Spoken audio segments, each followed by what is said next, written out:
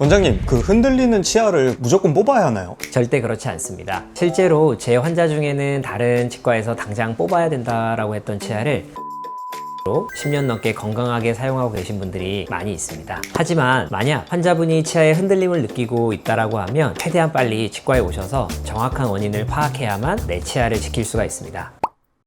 원장님, 치아가 그 흔들리는 진짜 원인이 어떤 게 있을까요? 치아가 흔들리는 원인으로는 크게 세 가지 원인으로 나눌 수가 있습니다. 치아는 치조골이라고 하는 뼈가 이를 꽉 잡고 있습니다. 마치 나무 뿌리가 땅에 심겨 있듯이요. 그런데 잇몸병이 생기게 되면 세균들이 이 잇몸뼈, 치조골을 녹이게 되는데, 나무를 지탱하던 흙이 사라지면 나무가 쓰러지듯이 뼈가 녹으면 치아가 흔들리게 되는 겁니다. 치아 뿌리를 잡아주고 있는 뼈가 치아 길이의 30% 미만으로 녹게 되면 치아가 흔들리는 증상이 나타나기 시작합니다. 두 번째로는 외상을 입거나 넘어졌거나 혹은 공이나 이런 것들에 부딪혔을 때 치아가 흔들리는 경우가 있고요. 세 번째로는 이제 과도한 힘, 교합에 문제가 생겨서 이가 흔들리는 경우가 있습니다. 특히 이갈이가 심하거나 특정 치아가 유독 세게 닿거나 치아가 힘을 너무 많이 받게 되면 흔들리는 경우도 있습니다. 원장님, 그럼 그 치아 흔들릴 때 민간요법이라 하는 것들이 좀 효과가 있을까요? 소금물 가글, 잇몸약 이런 질문들을 정말 많이 하시는데요. 소금물 가글 같은 경우에는 일시적인 소독 효과, 살균 효과들은 있지만 이미 진행된 잇몸뼈나 녹아버린 뼈를 되돌릴 수는 없습니다. 또 잇몸약이라고 하는 약국에서 파는 약들은 사실 이런 것들은 치료제가 아니라 영양제나 보조제 정도로 생각하시는 게 좋습니다. 따라서 잇몸의 붓기를 가라앉히는 데 도움을 줄 수는 있겠지만 잇몸 질환의 원인인 세균과 치석을 제거할 수는 없습니다. 따라서 핵심은 원인을 제거해야 됩니다. 민간요법이나 약에 의존하다가 치료의 골든타임을 놓치시는 분들이 너무 많아서 안타까운 경우가 많습니다. 뼈를 녹이는 원인인 세균을 제거하는 것이 치과치료에서 가장 중요한 핵심입니다. 따라서 민간요법은 보조적인 수단일 뿐 치료의 근본이 될 수가 없습니다. 원장님, 그러면 이 치아가 흔들릴 때 치과 가면 좀 어떻게 치료를 해주시나요? 우선 원인에 따라서 해결 방법이 다를 수가 있습니다. 외상에 의해서 흔들리는 경우에는 스플린팅이라고 하는 주변 치아와 고정시키는, 예를 들어 팔이 부러지거나 했을 때 기부스를 하듯이 흔들리는 치아를 옆 치아에다 고정을 시켜서 2주간 단단하게 고정을 해주면 치아의 흔들림이 멈추고 다시 단단해지게 됩니다. 그 다음으로는 잠습관이나 과도한 교합력에 의해서 치아가 흔들리는 경우에는 교합을 다시 정교하게 맞춰주는 작업을 하거나, 혹은 잠습관이 있는 경우에는 잠습관을 고칠 수 있는 장치나 이 턱 근육에 보톡스 등을 이용하면 해결이 될 수가 있습니다. 자, 마지막으로는 가장 많은 케이스인 이제 치주 질환에 의해 흔들리는 경우에는 치주 질환의 정도에 따라 치료 방법이 다를 수가 있습니다. 흔들림이 수직적으로는 없고 수평적으로 2mm 내로 흔들리는 초기와 중등도 정도의 치주 질환이라고 하면 한 60%에서 70% 정도는 이를 살려낼 수가 있습니다. 치아 주변의 잇몸뼈를 높게 만드는 원인인 염증을 제거하는 잇몸 치료와 가해지는 씹는 힘을 약하게 조절을 해주면서 교합을 맞춰주게 되면 흔들리던 치아가 멈추게 되는 경우가 많습니다. 또한 앞니의 경우에 잇몸 질환이 생기신 경우에는 잇몸 치료, 그 다음에 과도한 교합력을 조정해 주는 것과 주변 치아와의 연결을 통한 방식으로 치아의 흔들림을 해결해 드리고도 있습니다. 또한 최근에는 엠도게인이라고 하는 물질을 이용한 잇몸 재생술이나 PDRN이라고 하는 연어 주사를 이용해서 이미 녹아내린 잇몸뼈를 재생시키는 치료도